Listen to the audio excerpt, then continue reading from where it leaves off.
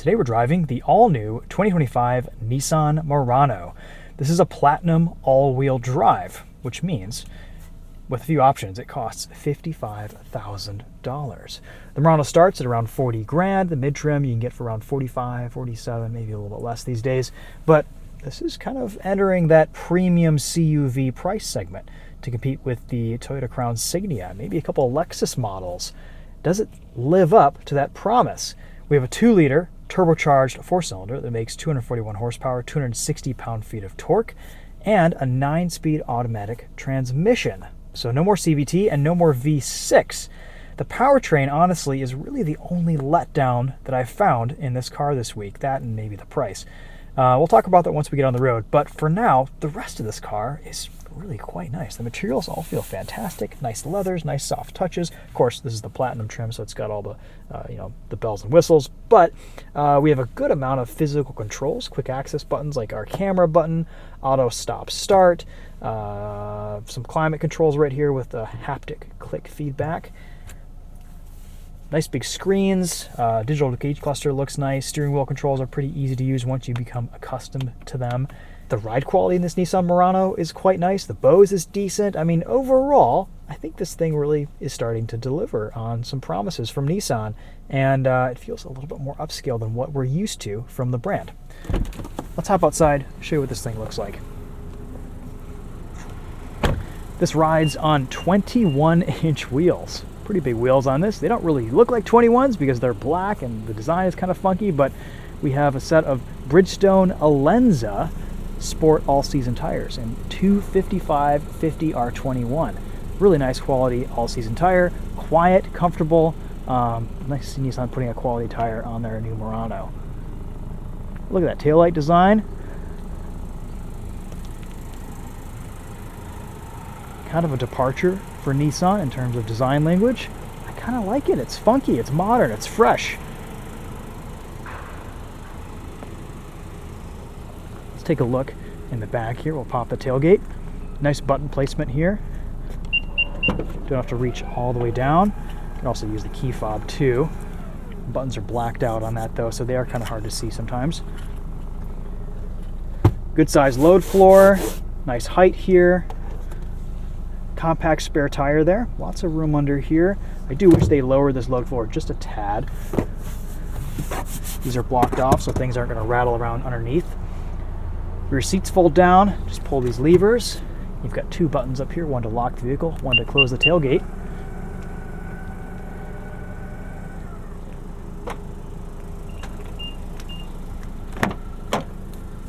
Lots of room in the back seat as well. It's platinum grade, has manual window shades, heated rear seats. Got a couple USB ports back here. I'm 5'10". This is my driving position. Tons of space in here to stretch out. I even have about 4 inches above my head, even with this dual pane sunroof. Really nice materials, leathers. Everything feels really well built. Great NVH, really solid. Nissan's done a lot of work to quiet this new Murano down in terms of NVH over bumps and isolate this cabin, isolate you as the driver from what's going on outside. We have zero gravity seats. I always love doing road trips in Nissans because they're just so darn comfortable. I drove about 3 hours in this today. Overall, I think the interior design here looks nice. Pretty attractive layout. The design kind of reminds me of the Nissan Ariya. Ingress and egress is pretty easy. Let's pop the hood here. Take a look at this 2-liter turbo. Kind of a wheezy engine. Doesn't sound the best. Makes good power under full throttle. The 9-speed does tend to hunt gears quite a bit, especially on the highway. A lot of gears to shift through. There's not a ton of torque here at lower revs, and it's very, very sluggish off the line. Fuel economy has been okay. I've averaged about 23 this week in this combined. It's rated for 21 in the city, 27 on the highway in platinum all-wheel drive form. Really, this powertrain is kind of the only letdown with this Nissan Murano. Everything else seems to be pretty well executed. I just like a little bit better engine and transmission tuning here from Nissan. We'll talk a little bit more about that when we get on the road.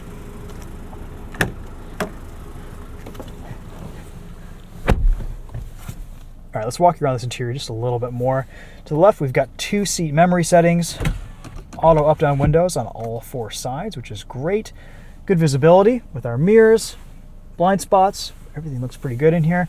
We've got a button here to turn on our heated steering wheel, pop the tailgate, turn on and off our head-up display, and engage ProPilot Assist, the steering assist system. You don't have to go into the menus for that. And I appreciate having a physical heated steering wheel button.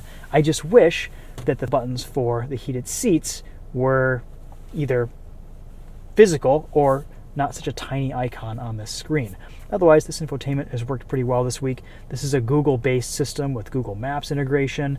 It's responsive. CarPlay and Android Auto both connect wirelessly. That's been a pretty good connection this week. No issue with that. Climate is pretty easy to use. Also, you can just adjust your temperature. You have quick access buttons down here. And when you press everything in, it kind of makes a haptic click, which is nice. Feels good. Again, like the Nissan Ariya. Camera system is quite nice for Nissan. Everything fills the screen. We've got a good 360 cam. Switching into drive shows us our forward-facing camera. You've got your drive mode selector right here. 3 options: Sport, Standard, and Eco. Nice deep center console. Good storage here. Wireless charging. 2 USB-C ports. Here's your engine start-stop button. Don't confuse that with the volume button. And you've got an auto stop-start-off switch right here too. And then to the left, thank you Nissan, we have a gauge cluster illumination button. But when you dim the gauges, all your steering wheel controls and interior lights kind of vanish. I wish there was a bit of an in-between mode for that. Before it gets too dark out, let's go for a drive and get some time behind the wheel of this Nissan Murano.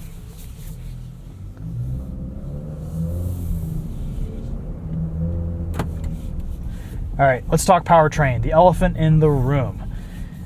What can I say?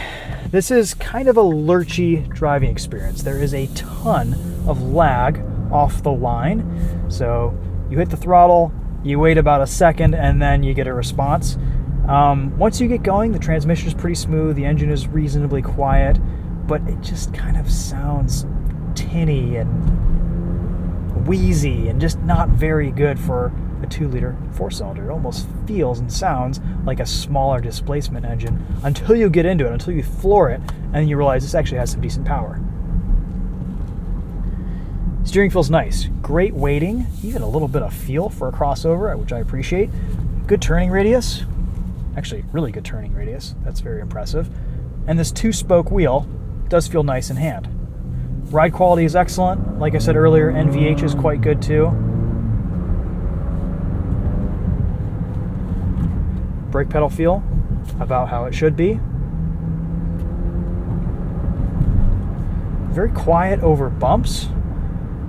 Nissan's ProPilot Assist works well too. The steering assist does bug you with its lane keep system occasionally. You can pretty much let the system steer itself, keep your hand on the wheel, but it'll still kind of steer itself off, and it's a little bit overly sensitive when you're on the highway. But overall, I've used it for 90% of my drive today on the highway to Lansing and back, which is about a 3-hour round trip. And it served me pretty well. Seats are super comfortable. Driving position is good. Good visibility. It's just this darn throttle response off the line. It's put me in a couple situations this week that haven't been ideal, almost kind of borderline dangerous. You really can't make tight gaps in this Murano if you're merging out into traffic, just because you don't really know how long it's going to take for you to get that power delivery from this 2-liter turbo and 9-speed auto. Auto stop start is pretty seamless, and honestly it kicks in so rarely I haven't really felt the need to turn it off this week.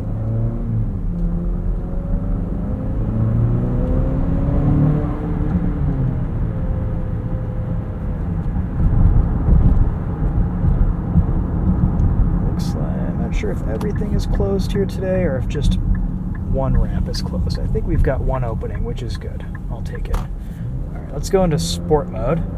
See how this handles.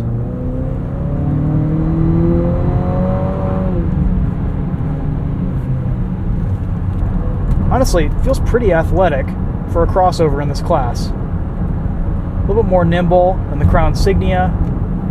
Good power too.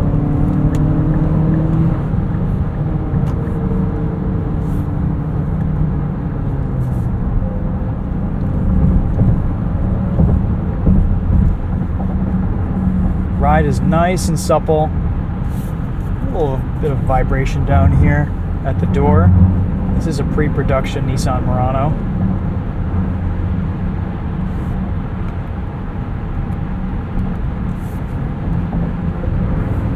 The ProPilot Assist honestly works really well on this car. Everything seems to come together nicely in terms of following distance, ease of adjustment. These steering wheel controls are great to use.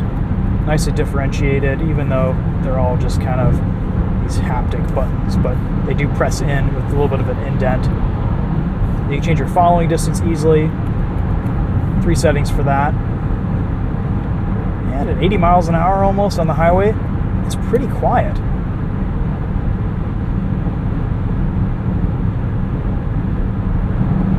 This has a bunch of ambient lighting settings, though not really seeing much unless if it's completely dark outside. It's pretty dim if I'm being honest.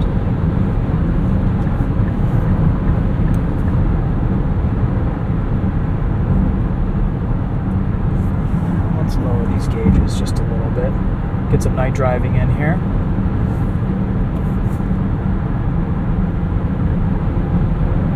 Everything in Michigan is pretty flat. We don't have a lot of hills, but even at highway speeds, this transmission does need to hunt around to find the right gear quite a bit, especially if you just dip into the throttle slightly. It's going to go from 9th to 8th to 7th gear, and it's just always kind of moving around the rev range, like a CVT would have. The throttle tuning here is okay once you get up to speed. Inputs feel pretty linear with this being a turbocharged engine. Still, this can be a little bit peaky of a driving experience with how much the gearbox needs to downshift to kind of give you power. And there's a lot of delay there too between input and actual power output. Take the stoplight, for example. There we go. We got off the line pretty quickly there, but let's try that one more time. There's no one behind us. It's just very slow to get up to speed and off the line from a dig.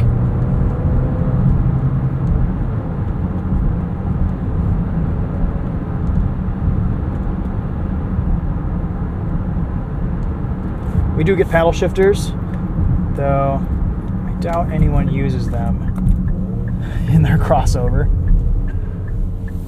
That does give you some nice control over gears.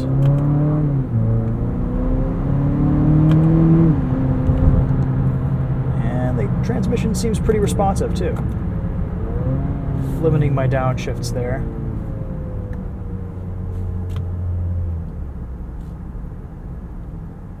Don't really like the way this 2-liter turbo sounds. It's kind of a strange engine note.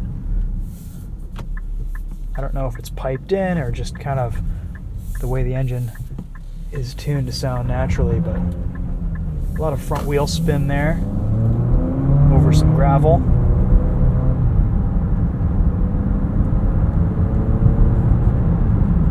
Even though this is all-wheel drive, you definitely feel that front-wheel drive biased power being sent to those front tires. I wouldn't say there's necessarily torque steer here under full power, but there's a lot of front wheel spin, especially when turning.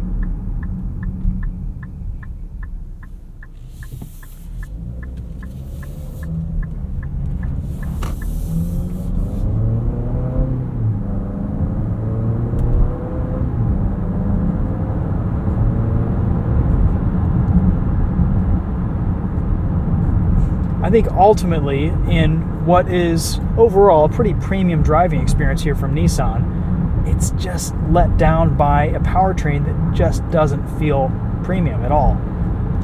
It's fine, it's okay, it's acceptable, but for 55 grand or even 45 grand, I would like a little bit better here. I think Nissan needs to work on this a little bit and refine it some more.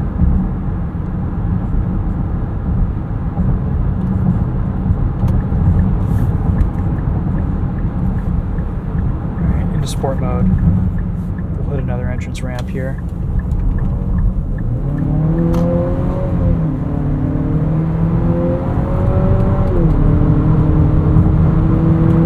It does handle well.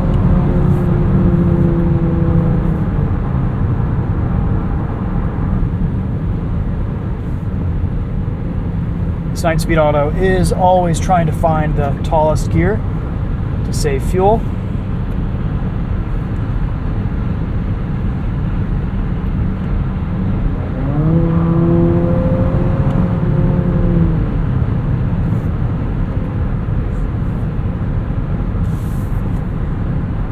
While we're just cruising here, let's go in and do a quick sound system test.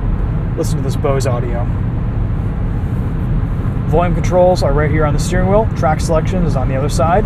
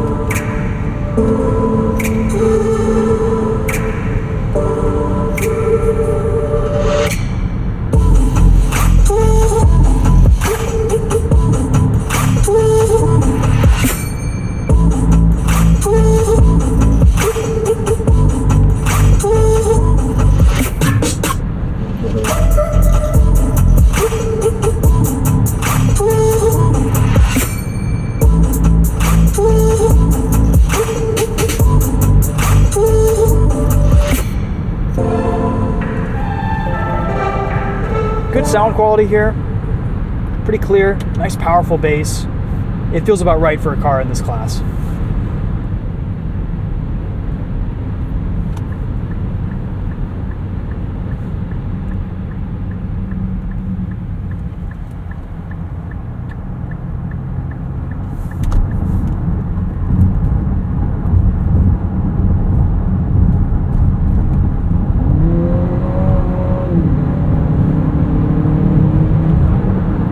I think my conclusion after spending all week in this is that powertrain aside, there is a lot to like about this new Nissan Murano.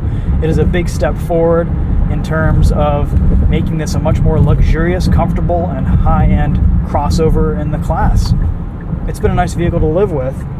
I wish it were a little bit more refined and a little bit more fuel efficient in terms of its powertrain, but otherwise this is a pretty nice buy. I'm not sure I'd want to spend $55,000 on one. That's kind of encroaching upon Infiniti money, I feel like, but honestly, this is nicer than a lot of Infiniti products that we've driven recently that haven't been updated in a while. And this is a ground-up refresh. This is a whole new model. They've pretty much redesigned everything here. There isn't a lot of carryover with older Nissan switchgear. It's a very, very nice vehicle. I feel like you could kind of get a similar experience in terms of interior feel and just kind of ride and everything with the Nissan Ariya, and those have really dipped down in the used market. You can get those for under 20 grand these days, or mid-20s for an all-wheel drive with a little bit more range. So personally, I'd probably swing for an Ariya if I were shopping this class, but if you can't swing an electric car, you need internal combustion engine. There are a lot of other really competitive options in this class that cost about the same, maybe have slightly more compelling powertrains, but also maybe aren't as exciting to drive or as fun around a corner. And I will say Nissan has managed to make this an engaging driving experience from a handling perspective. The chassis tuning here is excellent for a crossover.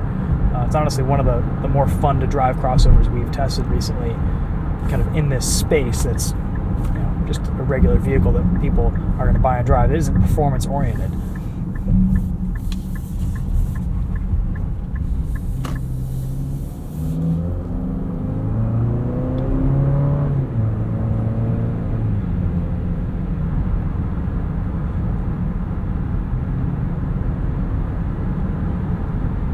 Honestly, I think if Nissan just quieted down the engine a little bit, I don't know if that's piped in noise or if that's just the engine itself, that would improve the driving experience considerably. I just don't like the way this engine sounds. It sounds gruff and just kind of low budget in a car that otherwise feels very nice. I do appreciate that Nissan has maintained a lot of physical buttons and controls in this interior. Something they have always done really well with. I could do with a few more. Having a physical control for my heated seats and ventilated seats would be nice, but honestly, they pretty much have everything else covered, and this isn't a super tedious infotainment system to use and set up. Once you get all your settings figured out, it's pretty much set it and forget it.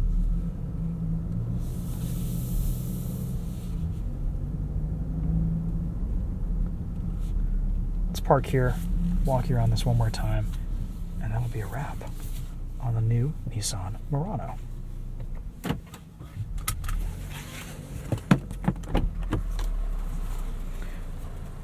Park your brakes down there. Ingress and egress is good, but I have hit my knee on this about 10 times this week, getting a bit of a bruise.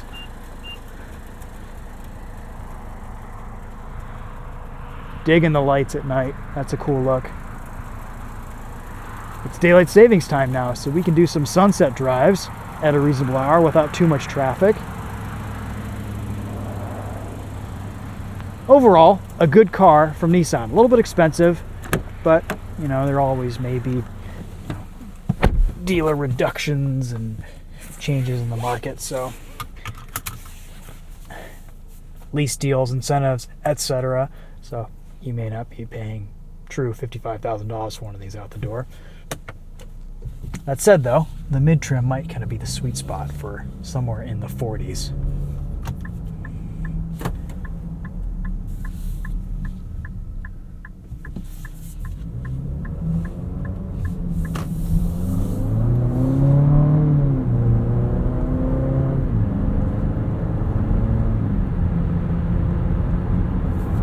One final note, I have noticed this week that the head-up display is a little bit too high for my liking. Maybe it's my driving position, but I have set it to be at the lowest setting before it starts to cut off the speed. And it just seems like it's blocking the road a little bit too much, whereas I've got reduced visibility with potholes, stuff like that. So at least you can easily turn that off right here, and that's mostly how I've been driving this Nissan Murano, with that head-up display turned off. All right, guys, those are going to be my thoughts on the 2025 Nissan Murano Platinum all-wheel drive. Thank you so much for watching. Let me know if you have any questions in the comments. We'll see you guys in the next video. Take care.